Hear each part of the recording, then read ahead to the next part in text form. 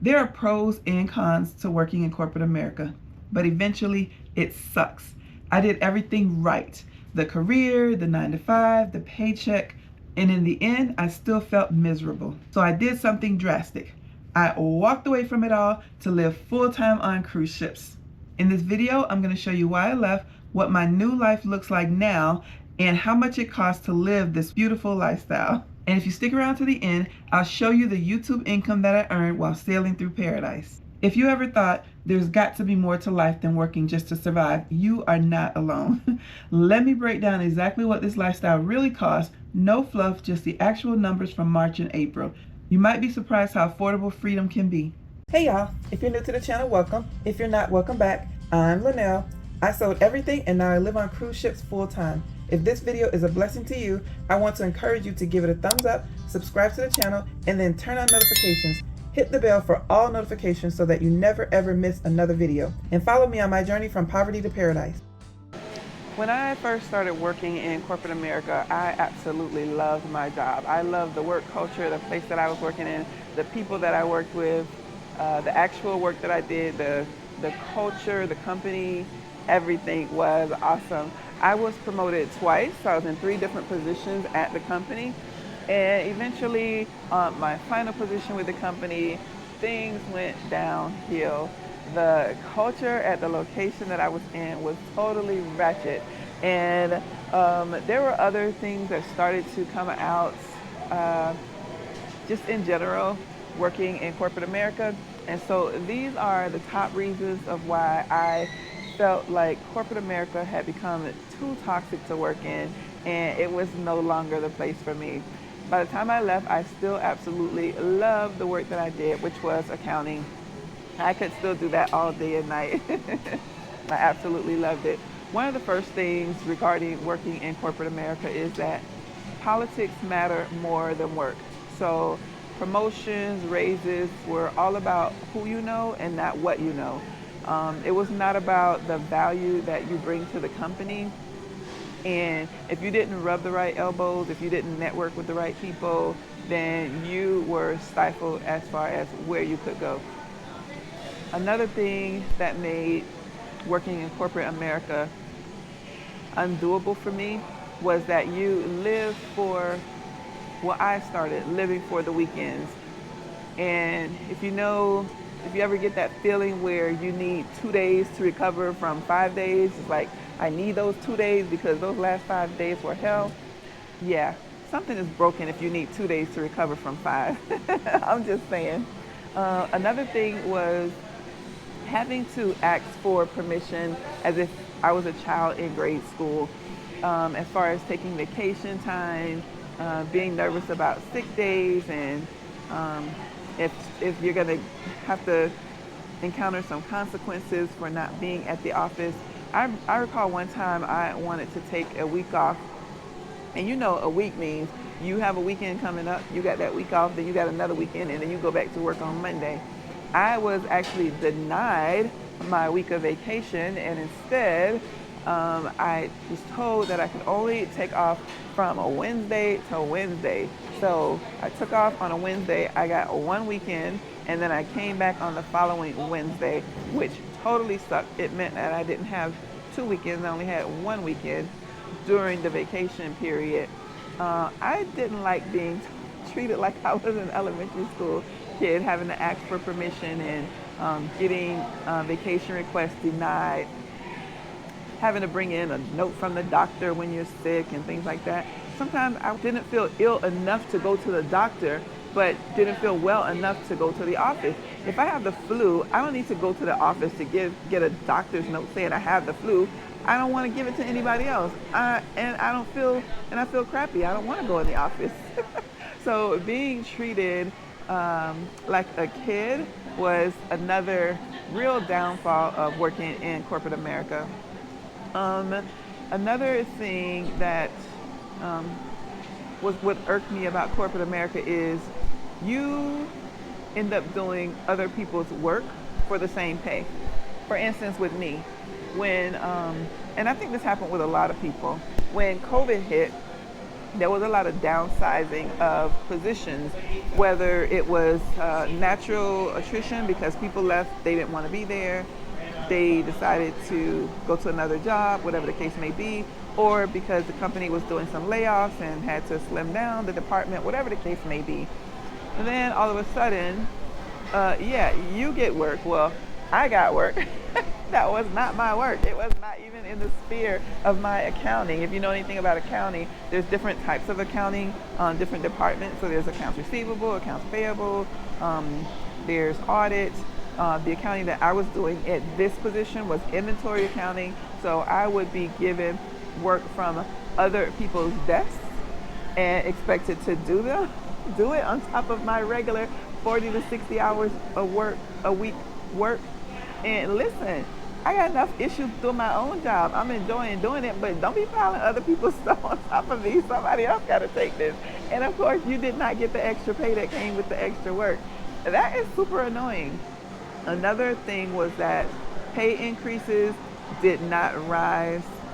This may be just a personal thing, but they didn't go up the way they should. So in corporate America, unless you are changing positions, or at least the company that I was in, and I'm under the impression it's like this at other corporations from other people that I spoke with.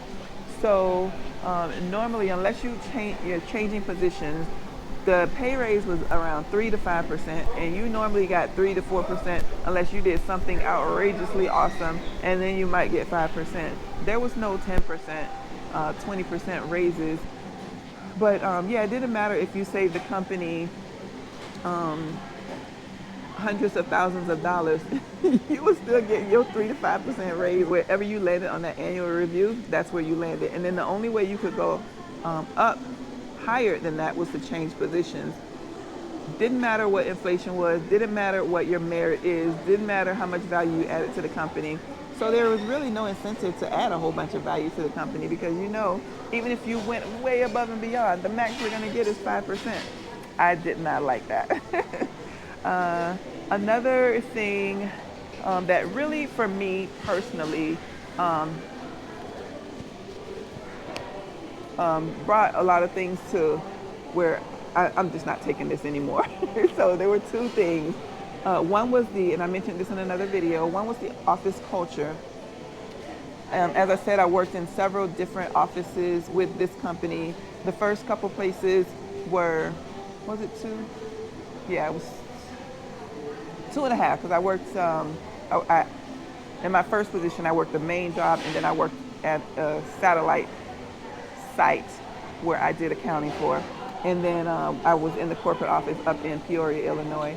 So at all these 2.5 places that I worked at, everybody was totally professional. It was exactly what you would expect an office environment to be. There was no, inappropriateness, things like that. If you said something out of line, it was very far and few between. But for the most part, everybody was professional. They did their job. They were reliable. They were accountable. All that good stuff. When I got to this last place over in Georgia, nobody was accountable for anything. Like inventory would go missing, and I would do an audit, and I'm looking for such and such serial numbers, and they'd be totally gone. And there was no accountability for these $100,000 machines. I mean, seriously though. And then again, the office culture where people would come in and just be ratchet, just be ghetto. They would just be talking about so-and-so who was sleeping with so-and-so who works over on the floor and is now over at this facility and blah, blah, blah, blah, blah. I don't need to hear all that. I would come in and people would be playing NFL. I love NFL, don't get me wrong. They'll be playing NFL on their cell phone with no headphones on, loud, while they're working, while other people in the office is working. I don't need to hear that. This is not the place for that. A supervisor should automatically say something, but they did not. So at first, I never wanted to be that person. So at first, I would just remove myself from the situation. Just go to a conference room, go for a walk and come back, whatever the case may be. But it just kept getting worse and worse and worse. I could tell you a whole laundry list of stuff, but the video ain't that long. So just to give you a taste, or if you can relate to what I'm saying, Yeah, that's the kind of thing. And then the other thing, like I said, there was two things that kind of really tipped was the tip of the iceberg for me was new people. So when someone would in our department, so it was the accounting department, when someone would leave and they would replace that person, the salary grade, the way that they did salary grade, because remember this, as I said, the promotions were only 3 to 5%, but the actual salary grade range that they had would increase with inflation. So inflation was increasing way more than 3 to 5%, which meant the pay grades were increasing, which meant by the time most of us who had been there for a while, and had been there 10 years at this point, so most of us who had been there for a while, now the salary grade is going higher and higher and our pay is staying the same, which means by the time that they started hiring new people, they were at the same salary that we were in, and we had all this experience, in my case 10 years of experience, all these notes, all these processes that I created, all these savings that I created, all of the workflow and handbooks, just everything that I had created and made sure that this was on top of that and everything was flowing, etc., etc. And then a new person comes in and they're making the same pay as me. I'm not saying that they were making like two, three, $4,000 less than me. They were making the same pay as me, and I know because I was at this point the bottom of the salary grade, and so whoever they hired in at the same salary grade was either at the bottom or somewhere maybe even making more than me. So yeah, I didn't need to see someone's paycheck to know that they were making the same as me. And of course that frustrated me. I mentioned in another video, so I don't want to get too much in detail about it, but I mentioned as far as, trying to go to other positions, transfer to other positions, get promotions and things like that. And there was a lot of other stuff involved. Like I mentioned in my first tip, the first thing that kind of is annoying about working in corporate America is the politics. It's not about what you know, it's about who you know. So that kind of did hinder me in some of the positions that I wanted to go to, because I didn't know the right people. I didn't network with the right people, and the people that I did network with, the people that I did know, didn't have positions available that I either wanted to do or that I was qualified to do. So that was off of the table for me. So yeah, that is what I mean when I say I did all the right things. I did my work. I was reliable. I went above and beyond, came in early, stayed late, um, fixed processes that were broken, reported things that were missing and that needed to be fixed, and all that good stuff. It was just not enough. And so, with that, that is what I mean when I say I did all the right things, but corporate America still sucked. So, that is why I ended up making the decision to walk away and live full time here on cruise ships. I'm making this video here on the Lido deck right now on Carnival Valor. This is a 16-day transatlantic cruise. We left from New Orleans. We are going to Barcelona, Spain, with some amazing stops in between. So I definitely do not regret my decision to walk away from corporate America and move over to a wonderful life of living full-time on cruise ships. Now my life looks completely different. I wake up when I want to. Breakfast is ready for me. Someone else cooks it. I walk out of my cabin and I'm instantly surrounded by ocean views. I'm not stuck in traffic. I'm not sitting in meetings that could have been emails. I'm not chasing promotions that probably never was going to happen for me.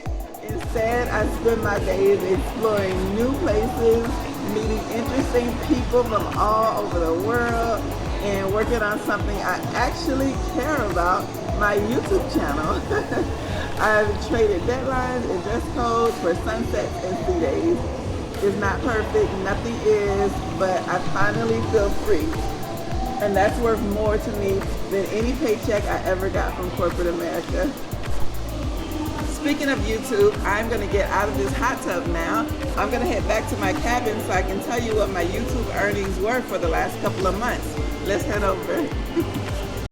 All right, so we are back in the cabin and ready to go over some numbers. So first, we'll go ahead and start with, I don't like to keep you waiting. So we're going to go ahead and start with the YouTube income. And then I'm going to go over some stats, do a few shout outs, and then I will show the invoices, my expenses, how much the cruises cost me for March and April, because I missed March, so I owe you 2 months. So March and April, how much the cruises were that I was on. Carnival Dream, I was on for over a month. We'll get into all that at the end. But right now, YouTube income. So as you know, I'm trying to keep my YouTube income above what my monthly expenses are.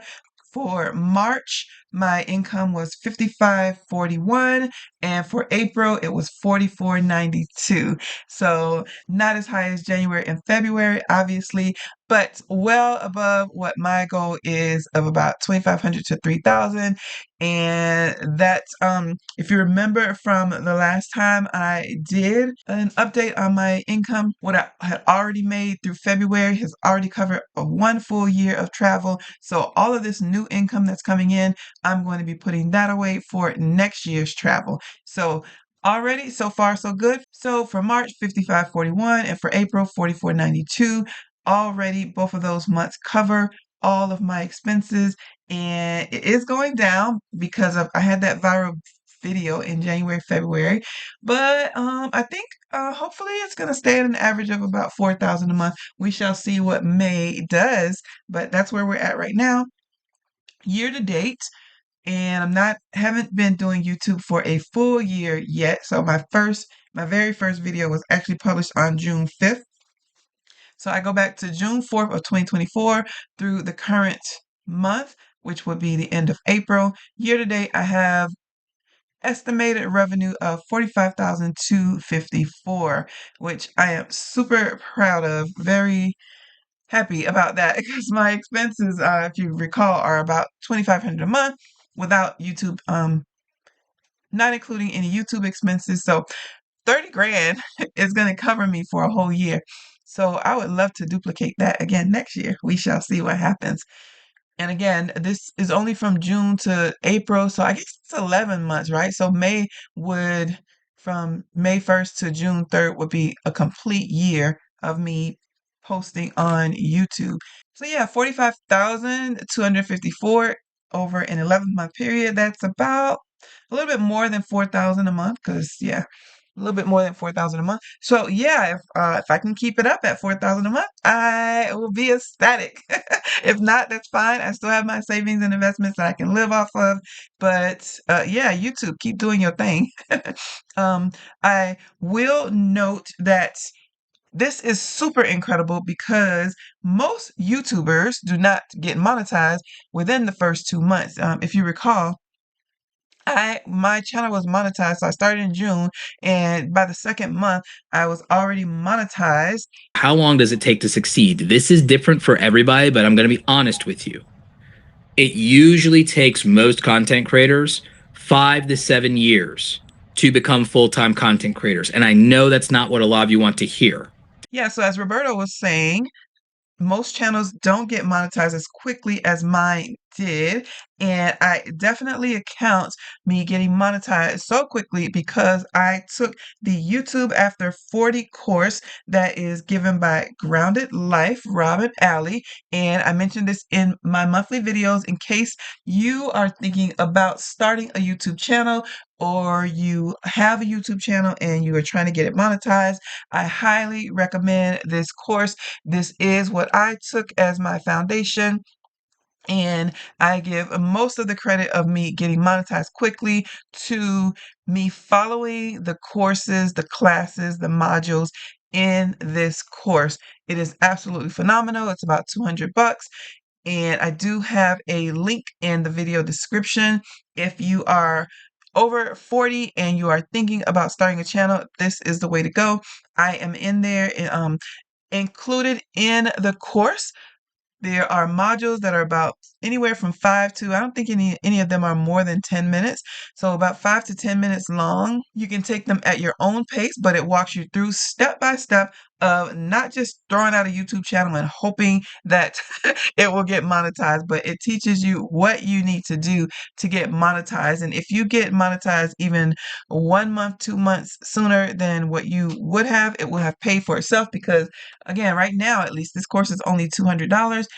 and it is definitely well worth the investment. Of course, there are no guarantees that your channel will get monetized as quickly as mine or that your channel will get monetized at all. But if you do like I did, you take the course, you follow the instructions to the T, then you will more than likely have a channel that will become monetized quickly than if you just did it on your own without the guidance that is taught in this class. And along with the course, you also get a community. Those of us who took the course are in there on a regular basis. We are learning from each other. We are growing together. We are bouncing ideas off of each other. We are asking questions on how to do this and how to do that. And I was just in there recently because my channel, I'm not really good at shorts. I've only done a few, so I needed some advice on that. People quickly jumped up and volunteered to share their information. And now I'm going to be focusing on shorts, even though I'm not going to put too much focus on it, but I do want to do some shorts. But I'm just using that as an example of how we go in and support each other. And if you are interested, the link is in the video description. Before I talk about my actual expenses, I want to take a few moments just to give a few shout outs also to my channel members. Thank you. There are 42 channel members. This is an opportunity for you to get content that is behind the scenes, things that I don't put on my main channel because the YouTube algorithm does not like it.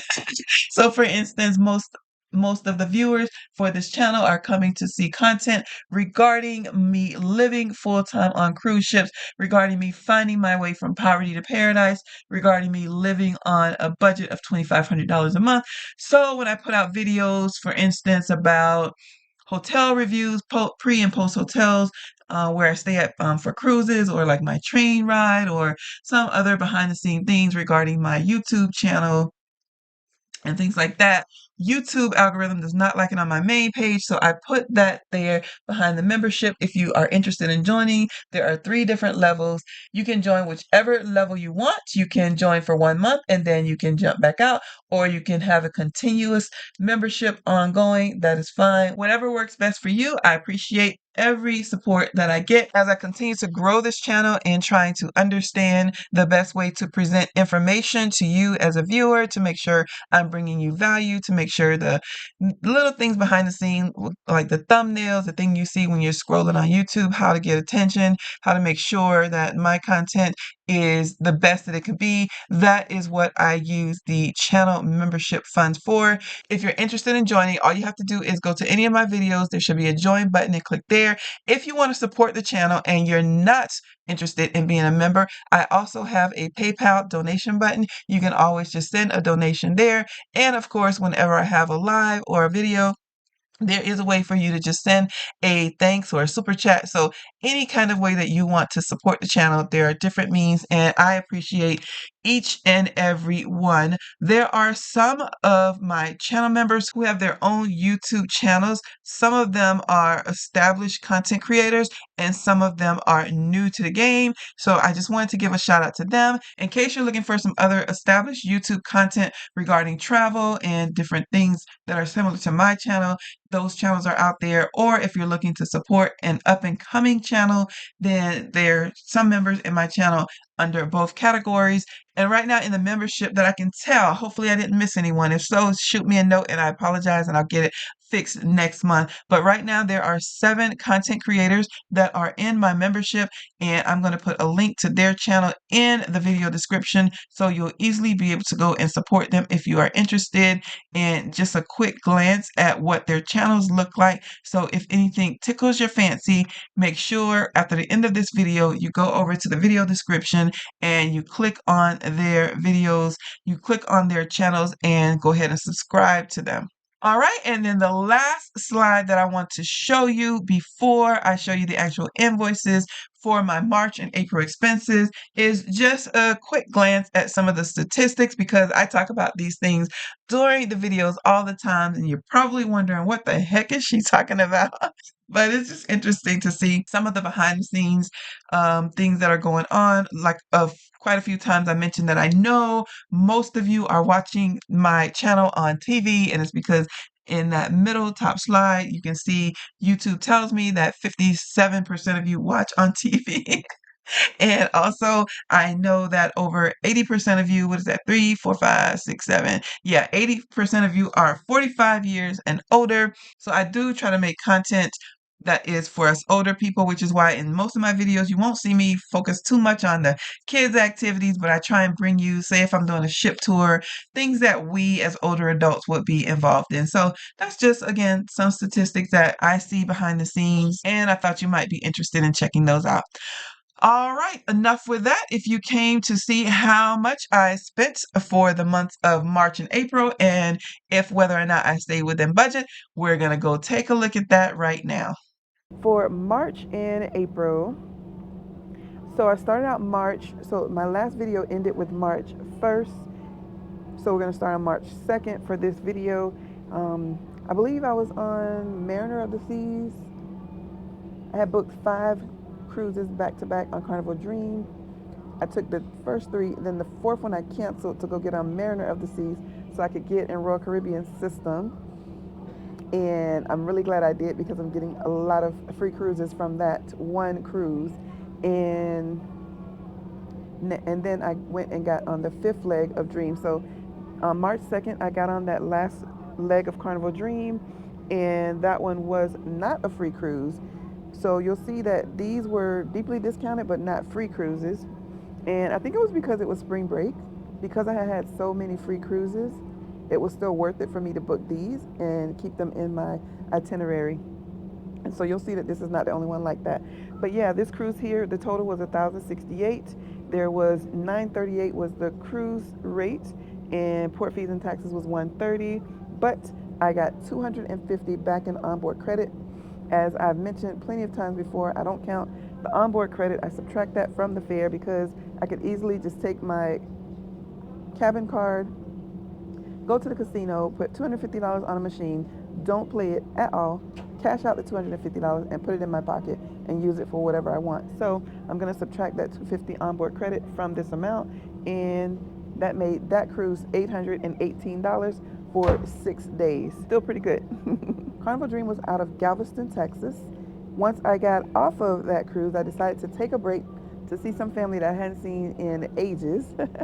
So I have a cousin who lives over in Houston, and I spent the next couple days over in Houston with her. So she did pick me up from the ship, and she dropped me off at the airport.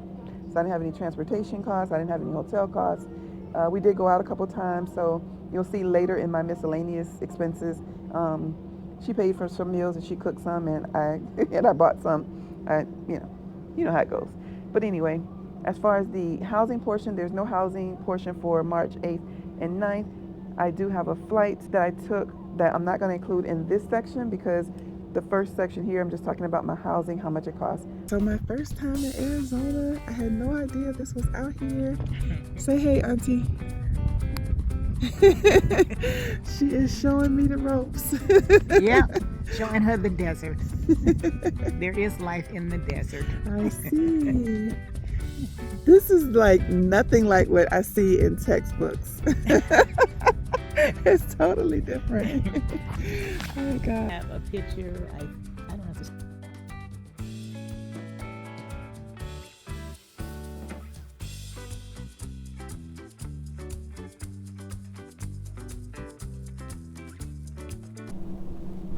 So made my way over to Miami. And when I got to Miami, I stayed one night at the Staybridge Suites in Miami International Airport. There were some big events going on in Miami at the time, so the hotel prices skyrocketed. I've stayed over in the Miami area for about $150, $160 in the past, but this was actually the lowest hotel I could get. And if I got anywhere closer to the cruise port, which is usually where I like to stay over in the Bayfront area, the prices were double this. So I ended up paying $246.50. I used my points, but the points are valued at a half a cent each. But yeah, that's what it came to. So counting that, the value of $246.50. So I didn't need transportation from the airport to the hotel because it was right at the airport. And was there a shuttle? Yeah, there was actually a hotel shuttle. This hotel actually had a shuttle that got me from the airport to the hotel. But then once I left, I was walking distance to the train, the metro train. So I walked over to the metro train and took that to get to downtown Miami. and that was like $2 to take the train. And then from downtown Miami, I took the trolley, which was free. So I took the trolley to get to the ship. So I really didn't have transportation costs other than that $2 I paid. So once I got back to the Miami port, I boarded on Carnival. I boarded on Carnival Magic for 2 back-to-back cruises. The first leg started on March 16th, and the total was $1,038, and the onboard credit for that one was $250, making this cruise $788. I stayed on that cruise ship. The next leg of that cruise, which of Carnival Magic, was 8 days, and unfortunately, I was sick on that 8-day cruise. So you'll see in my detailed expenses that I went to medical, and I paid a neighbor, a cruise neighbor. I gave her $20 and asked her to bring me some Pepto, and with the change, I told her to keep it to buy a drink. But yeah, I ordered a lot of room service. I really didn't feel good, and I talked about it in the behind the scenes video in the membership if you're interested in that. But yeah, that 8-day cruise, the total was $1,368. I had onboard credit for that one of $500, making the net cruise amount $868. And so once I got off that ship, I stayed in Miami and I went live. Hopefully you saw that video. And the ship was right next to Carnival Spirit. So I walked over to the next terminal. I went live and talked about why I no longer do the automatic gratuities. And that was the last time I did the automatic gratuities. And then on Carnival Spirit, I walked across to Carnival Spirit and got on that ship. So that was my next cruise. Carnival Spirit started on March 30th. That was my first Journeys cruise. It was a 15-day cruise. And the total for that cruise, believe it or not, was $699.25 for all 15 days. And $499.25 was actually the port fees and taxes, and it was higher than what I've normally shown my port fees and taxes to be, because we went through the Panama Canal and we went to Colombia, Costa Rica, and Cabo San Lucas, and I'm sure the majority of that was because of the expense that the cruise ships have to pay for to go through the Panama Canal. But the cruise itself was actually free, and I got $200 onboard credit to cover the $200 deposit. So I only paid $499.25 net for that cruise. Carnival Spirit, the Journeys cruise for 15 days, ended in Seattle. When I got off of Carnival Spirit, I took an Uber over to the hotel over in Seattle. And I got there super duper early, so I dropped off my luggage at the hotel, and I stayed at the Holiday Inn Seattle, downtown Lake Union. And as you can see, I paid $0. The reason why I paid $0 is because when you get the IHG credit card, rewards credit card, you automatically get platinum status. And with that comes a lot of perks. If you're interested in getting that credit card, I do have an affiliate link in the description of this video. So click on that and apply for it. But one of the perks that you get that I mentioned earlier is that you are able to book your hotels on points, which saves a lot of money. And also you get an annual free night, and there's some other perks that comes along with it. That's a discussion for another day, but that meant that this hotel here in Seattle was free. So I didn't pay anything for that. And while I was over in Seattle, I did go to, I took the city bus, went shopping at Walmart and the hair store, and I also walked over to Walgreens, and got some over-the-counter medicines that I needed, and also stocked up on some Pepto. So I'm ready if that ever happens again. And I got the pills because it's easier to carry. And also I walked over to the Space Needle and had a wonderful time. If you haven't gone to the Space Needle, it is definitely worth it. And I did put some footage of that over in the membership as well. So I was only there for one night, and then I took the city bus over to the Amtrak train station. My first time on the Amtrak train, and it was an adventure. I will just say it is an adventure, and I'm gonna leave it at that. There was some pros and there were some cons. I have not made a video of that yet, but when I do make it, again, I don't want to mess up the YouTube algorithm because that's not what my channel is about. So when I do make that, put that footage together, make a video about it, it will be over in the membership page. All of my behind the scenes stuff is back on the membership page. So if you're interested in that, that's where it will be. Not sure when I will get to it, so no promises, but it will be out there eventually. The cost of the train, I know everyone said to, it looks like the ship is not even moving. This water is so calm. It's amazing.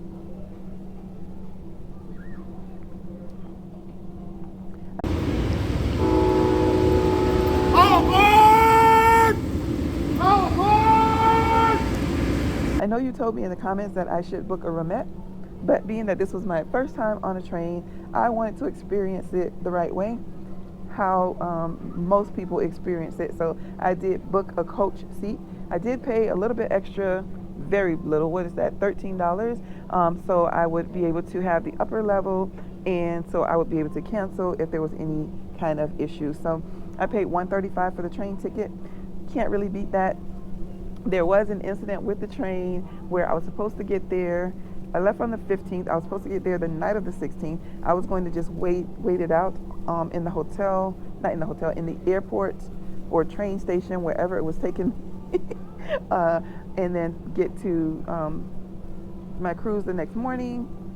Unfortunately, but fortunately for me, because I think it was better to be on the train than it would have been to be in the train station or at the airport.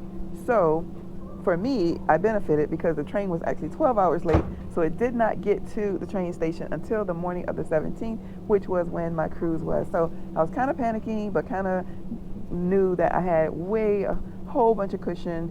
So I wasn't really worried about missing the ship, but I was kind of worried if we had another delay, I might miss it. But I wasn't going to miss out a lot on this cruise, and you'll see why as far as how much it cost me, but I would have had extra expenses booking a hotel if I would have missed it. So it was kind of bittersweet, but I did make the next cruise. So after I left the Amtrak train, I took the Metro train from the train station to Long Beach. After I got to Long Beach, it was early. I had breakfast. There was supposed to be a free shuttle from the Metro to the cruise ship, but it only runs on weekends. I think it's Friday, Saturday, and Sunday. And I don't remember what day April 17th was, but it was not a weekend. So I had the choice of walking because it was only a mile and a half. But since I couldn't really tell what the terrain was going to be like, and I was in an unfamiliar area. I asked around a few people, and the lady had told me that you can walk it, but the sidewalks were real narrow. So I just went ahead and booked a lift because I wasn't really sure of the terrain. Even though I had plenty of time to walk it, I went ahead and took a lift over to Carnival Firenze, and I kind of paid attention, and I realized I could have walked it, but no big deal. But yeah, so Carnival Firenze was a 5-day cruise, and I paid $330 for that cruise. $200 of that I got back in onboard credit, so that was $130 for a 5-day cruise. Once I got off of the cruise ship, I did walk because I was super duper early, and I had booked my flight super late. I think it was like 6 p.m. and I wasn't going to get to New Orleans till like 12 midnight. So I had plenty of time to spare. And so so when I got off Carnival Firenze, I walked back to the Metro stop, which was a mile and a half. It was easy peasy. And I'm glad I did because I got to see some unique stuff. I didn't have my camera out, so I didn't take pictures because I had my backpack and had my rolling luggage, and I had my phone in my other hand to navigate. So after I got to the Metro, I took that to the airport. Heard them calling for another flight that was leaving at 12, and I'm like, oh, let me go and see if I can get on that flight, get to New Orleans early. because again, I was going to be just waiting it out in the airport till 6 p.m. ish, and then get to New Orleans around midnight, and then I was going to hang out in the airport in New Orleans until daylight, and then um, take the city bus in New Orleans over to downtown New Orleans for my hotel for one night. But it worked out really good. As soon as I got there, it was easy peasy. They put me on a seat, and it was actually a Comfort Plus seat on the airplane, so I was able to make that flight, and I was able to get an extra night in New Orleans. So I ended up staying 2 nights in New Orleans. Delta had a nonstop flight, which was $219. And even when I changed it, I didn't have to pay anything extra. I still was able to get there early. So once I got to New Orleans, I stayed at the Holiday Inn Express right next to the airport. There was a shuttle right there, and it's actually in Kenner, it's not in New Orleans. So I stayed there for one night, and that cost 100 and what is that? 162.09. And then I took a lift from that hotel the next day over to Holiday Inn Express in New Orleans in the French Quarter. And I was able to do a live with Kim after 50. If you have not seen that live, hopefully you'll check it out. And she has content that's very similar to mine, but from a different perspective. And also, she cruises on different ships. So if you want to find out about getting deals, getting free cruises for those cruise lines, make sure you check out her channel. I'll put a link in the video description. Also, that hotel over in the French Quarter was actually going to be the last expense that I showed for this month here in April, because the next cruise that I got on is actually this one right here. It started on April 24th, but it is a 16-day cruise. So I don't have all the expenses obviously for this cruise yet. It's going to spill over into May, so those expenses will be in my May video. But I will give you a little teaser and show you that the amount that I paid for this cruise was $373. 173 of that is port fees and taxes. The other 200 was the deposit for the cruise, which I got back in onboard credit, making the total cruise $173 for 16 days. That is about $11 a day. I don't care where you're searching for, you you are not going to get too much better than $173 for a 16-day cruise. I'm still amazed myself that this was available. I don't see how these people are walking around with no shirts on. It is freezing out here. I'm going to finish this video somewhere else on this ship. All right, so I'm over in the Paris Hot Lounge. I don't know why they call it Paris Hot Lounge, because it ain't hot and there's nothing but Paris in it. They got these ugly statues. Everybody who sees them hates them, so it ain't just me. But anyway, it's hard to find a spot on a fun ship that has no music unless I go back in my cabin, and I don't want to go back in my cabin. So I did check this video, and it's more than 33. The first part is more than 33 minutes long, so I'm gonna cut a bunch of it out.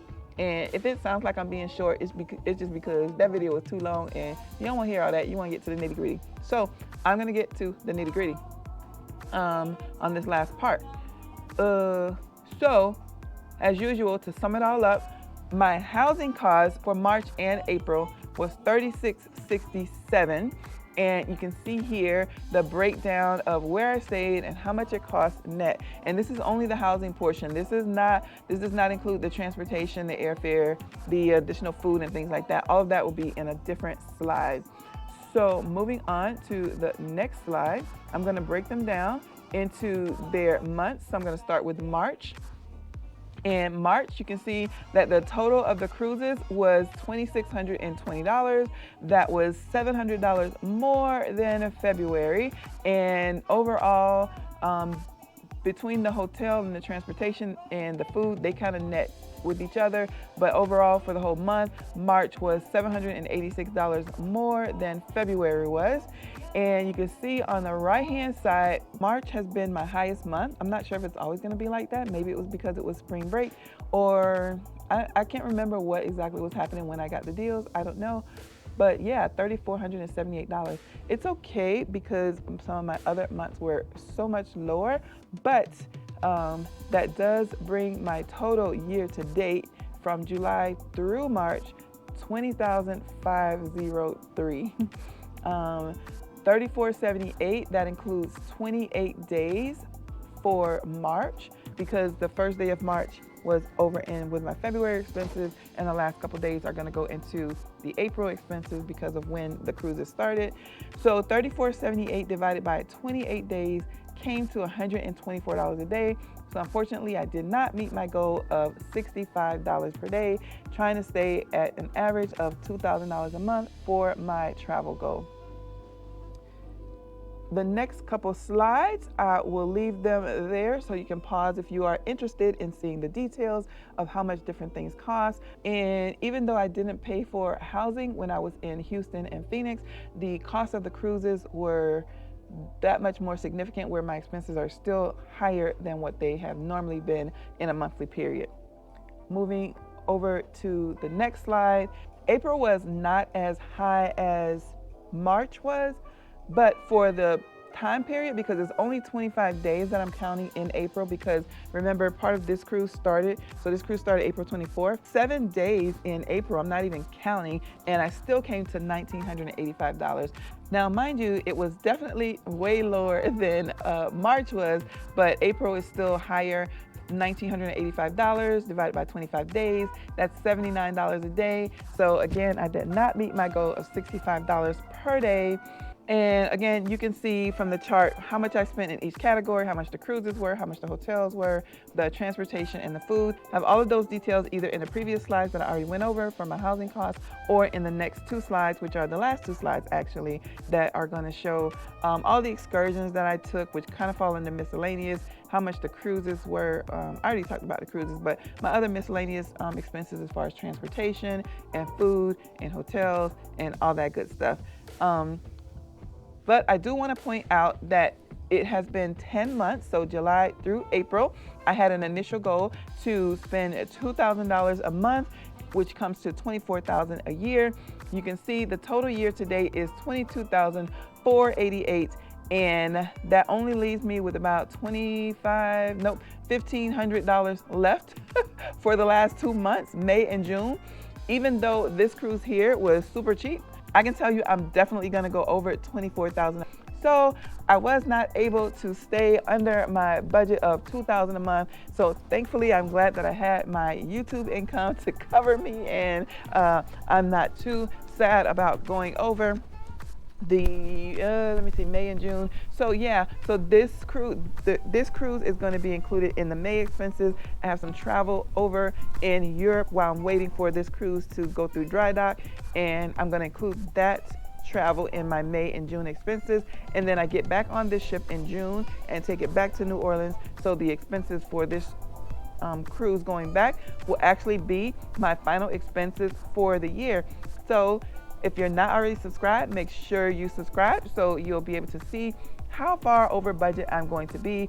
I'm definitely going to be over budget, I can tell you that. How much over budget, I'm not really sure just yet, but I do still have some amazing content that I'm going to be out there making, not only on this ship, but also when I'm in Europe and when I'm in Asia. So make sure you subscribe, make sure you stay tuned for that up and coming content. If you have any questions or comments, as usual, leave them below and I'll try to reply to them as soon as possible, as soon as I get a break from all these amazing adventures that I'm taking. I hope you have an amazing day, and I hope to see you on the next cruise.